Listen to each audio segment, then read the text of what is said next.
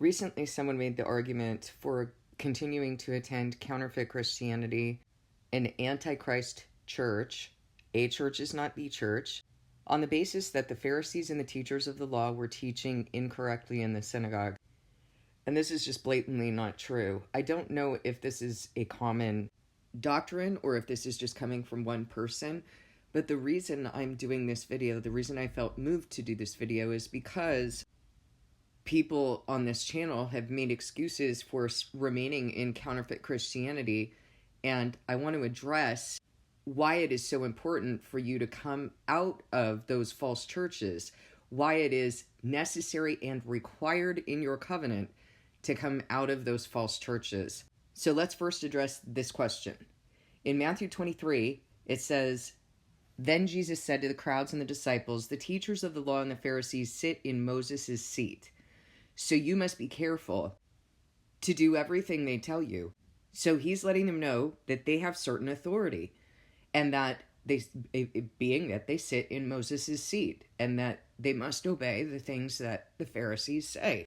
So you must be careful to do everything that they tell you, but do not do what they do, for they do not practice what they preach. They tie up heavy, cumbersome loads and put them on other people's shoulders, but they themselves are not willing to lift a finger to move them. Everything they do is done for people to see. They make their phylacteries wide and their tassels on their garments long. They love the place of honor at banquets and the most important seats in the synagogues. They love to be greeted with respect in the marketplaces and to be called rabbi by others. But you are not to be called rabbi, for you have one teacher and you are all brothers. And do not call anyone on earth father, for you have one Father and he is in heaven. Nor are you to be called instructors, for you have one instructor, the Messiah. The greatest among you will be your servant. For those who exalt themselves will be humbled, and those who humble themselves will be exalted. So what he is saying is that the doctrines, the teachings of the law are correct, and that the people are to obey those. What he is addressing and cautioning is not to follow the hearts and the examples of the Pharisees, because he says that the Pharisees and the teachers of the law are hypocrites. And he goes on to say exactly why. "Woe to you, teachers of the law and Pharisees, you hypocrites! You shut the door of the kingdom of heaven in people's faces. You yourselves do not enter, nor will you let those enter who are trying to. Woe to you, teachers of the law and Pharisees, you hypocrites! You travel over land and sea to win a single convert, and when you have succeeded, you make them twice as much a child of hell as you are. Woe to you, blind guides! You say, if anyone swears by the temple, it means nothing, but anyone who swears by the gold of the temple is bound by that oath. You blind fools, which is greater, the gold or the temple that makes the gold sacred? You also say, if anyone swears by the altar, it means nothing, but anyone who swears by the gift on the altar is bound by that oath." Again, he's addressing a heart issue, because the gift on the altar is going to those who serve in the temple, right? And so, of course, they're motivated this way because they're greedy. But as far as knowing the law and teaching the law, that's a different thing. It's the example and it's the heart that Jesus is rebuking. You say, if anyone swears by the altar, it means nothing, but anyone who swears by the gift on the altar is bound by that oath. You blind men, which is greater, the gift or the altar that makes the gift sacred? By the way, that is a metaphor for Jesus. Jesus is the altar that makes us sacred. We are the gift on the altar. We are being offered.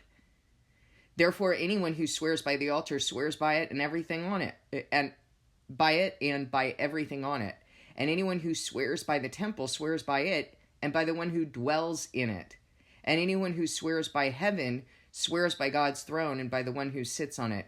Woe to you, teachers of the law and Pharisees, you hypocrites! You give a tenth of your spices, mint, dill, and cumin, but you have neglected the more important matters of the law, justice, mercy, and faithfulness.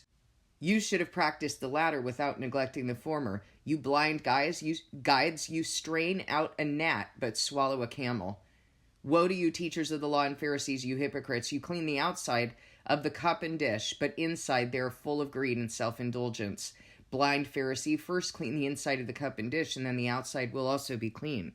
Woe to you, teachers of the law and Pharisees, you hypocrites! You are like whitewashed tombs which look beautiful on the outside, but on the inside are full of the bones of the dead and everything unclean. In the same way, on the outside, you appear to people as righteous, but on the inside, you are full of hypocrisy and wickedness.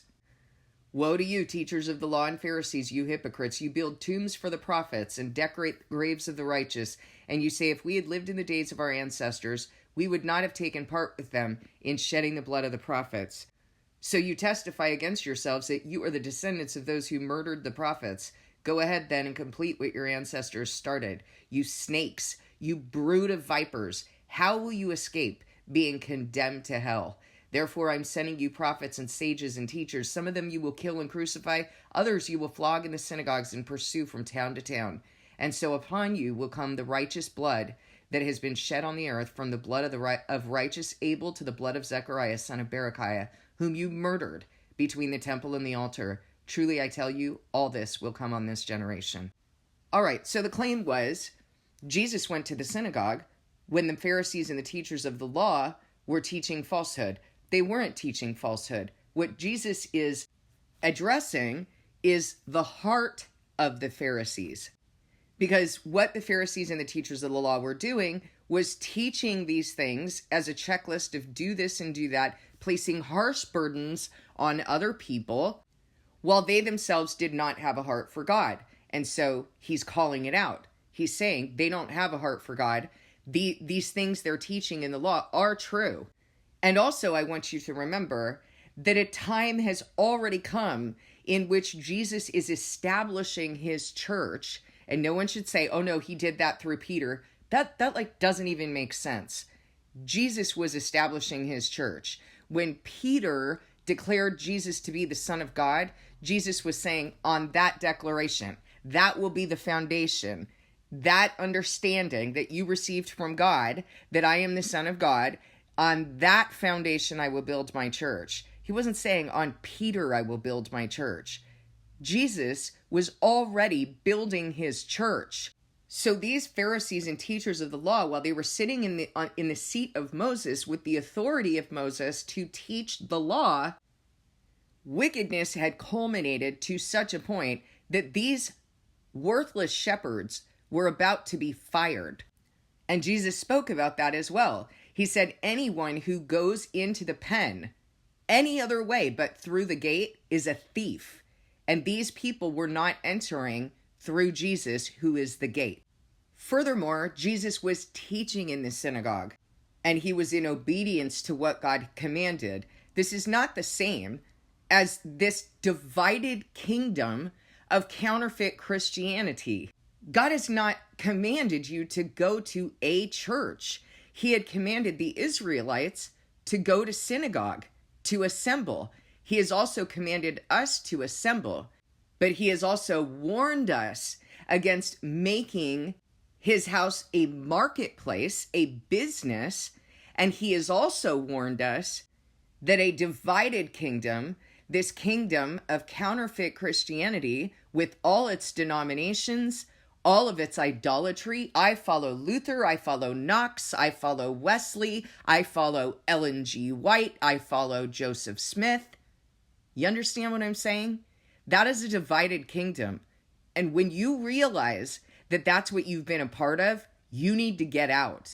Some of the other excuses I've heard on here are that people are remaining in counterfeit Christianity because God hasn't taken them out. Why would God not take you out of the Antichrist? Why would it not be implied? You already know what the scriptures say. Do you need him to tell you when he reveals to you that what you've been in is falsehood? You need him to tell you to get out of there? No.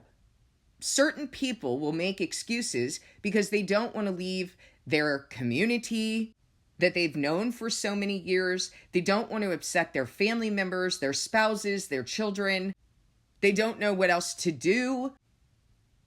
There are many reasons why a person would have reservations about leaving the church that they've been a part of, even while knowing that it's false. But you need to understand that false churches, false Christianity is the Antichrist. Why would God have you continue to attend the Antichrist? You are continuing to expose yourself to falsehood. And if that's what you're choosing to do, You're double-minded and adulterous, and God is not going to move in your life. He's not going to testify. You need to be in obedience to what you know you're supposed to be doing. And so another excuse that I've heard from people is I continue to go to church because I'm working from within. You're working from within the Antichrist? You think you're going to convince your pastor? You think you're going to convince other people? No. You need to separate. You are told in the word to come out of Babylon. The word has told you that you do not join Christ with a prostitute, that you must be single-minded for God, that a believer has nothing to do with an unbeliever, that you must purge the evil from Israel. Why would you continue to connect with something that God is giving you the eyes to see is wrong, is against him? I know that there are some of you on this channel who have made the decision to separate from the Antichrist, and I want you to share your testimony, because some of you were reluctant to leave and you continued to have some of these ideas, and then you made the decision to leave. And I want you to share with others, how did God move? How did he speak to you? How did he move once you finally made that decision to come out of Babylon? Because there are others on this channel who need to hear that testimony. They need to understand why this is so important. Now, another thing that I want you to understand is that just because you stop going to an Antichrist church or a Babylon church does not mean that you have fully come out of Babylon. It's a step in coming out of Babylon. But Babylon needs to come out of your heart. And so God needs to be cleaning you up and making you understand the falsehoods that you have believed, that you subjected yourself to all of these years. That needs to be a process. And what that process is called, is referenced as in the word, is being purified, made spotless, and refined. It's part of that. So that God is going to bring you out of falsehood into the truth, and you're going to understand what your covenant is and how you were supposed to be living this whole time. So when Jesus was here, he was establishing his church. And you need to understand that there's only one church. There's not a church that is divided up into denominations and can't agree because they don't have the Spirit of God. God's Spirit brings us into unity. There is no division. There are no opinions, because opinions are inconsequential. There's only the truth. God's people worship him in the Spirit and in truth. And early Christians didn't have a building to gather in. We don't have a building to gather in. And yet, when I first started doing this, I owned a building, didn't I? So if God wanted to do that, he wanted you to come and congregate at that building, then he could have done that, couldn't he? But as it is, this is not a marketplace. I have not made it a marketplace. I used all of the resources that I had in order to give this to you completely for free. As a co-laborer in Christ, as a shepherd in Christ, so as not to be a burden to you. And the way that we've always assembled is online. We've assembled online. We don't even use video because no one needs to be getting all decked out. I don't know what that's all about. People thinking they're wearing their Sunday best for God, like God cares about your worldliness. Aren't his servants dressed in rags, in camel hair? Paul said he was dressed in rags. He was homeless, hungry, thirsty. So, I don't know what that's all about. But we assemble in the Spirit. We don't need to see each other as a distraction. And to be honest, seeing other people in rags isn't all that attractive, is it? It's not attractive to your flesh. And so what we're focused on as we're assembling in the Spirit and just listening to one another's voices and testimonies, we're focused on that. Nothing else to attract us. Because really, in God's people, there is nothing else. Jesus had nothing that anybody would desire him except for the message. And I think that's really important. I hope this video made this clear, that Jesus was not saying that they were teaching falsehood. Obviously, their example was false. Their example was to exalt themselves and lord their righteousness over other people. But this was also changing. Jesus was changing this because he was establishing his church. And once the church was established, they no longer went to synagogue. They assembled in other places. Because if they had gone to synagogue, they would have been arrested and handed over to the Romans to be killed.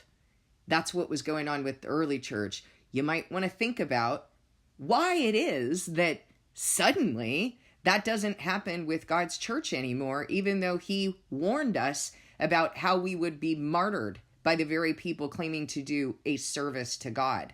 And when did that change?